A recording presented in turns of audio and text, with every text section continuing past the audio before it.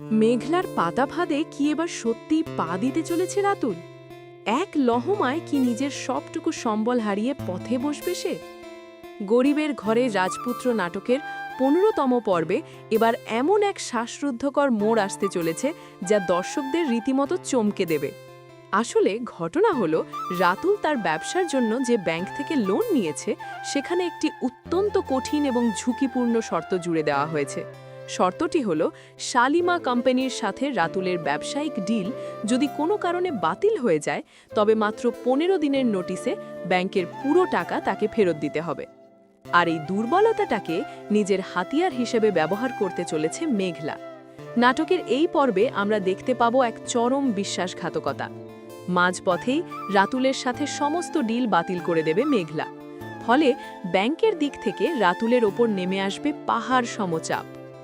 মাত্র ১৫ দিনের ভেতর এত বড় অঙ্কের টাকা জোগাড় করা রাতুলের পক্ষে হয়ে দাঁড়াবে এক প্রকার অসম্ভব। আর ঠিক তখনই শুরু হবে আসল ট্র্যাজেডি।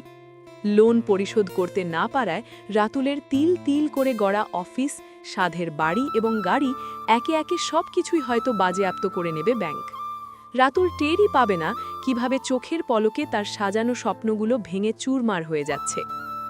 চক্রান্তের এই নিষ্ঠুর জালে আটকে রাতুল কি এবার সত্যি সর্বশান্ত হয়ে যাবে, নাকি নিজের বুদ্ধি আর একাগ্রতায় এই ঘোর বিপদ থেকেও সে ফিনিক্স পাখির মতো ঘুরে দাঁড়াবে?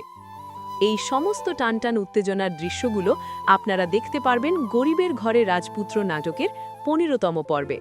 পর্বটি সম্প্রচারিত হবে আগামী শনিবার ঠিক দুপুর ১২টায় কারা হিম ইউটিউব চ্যানেলে।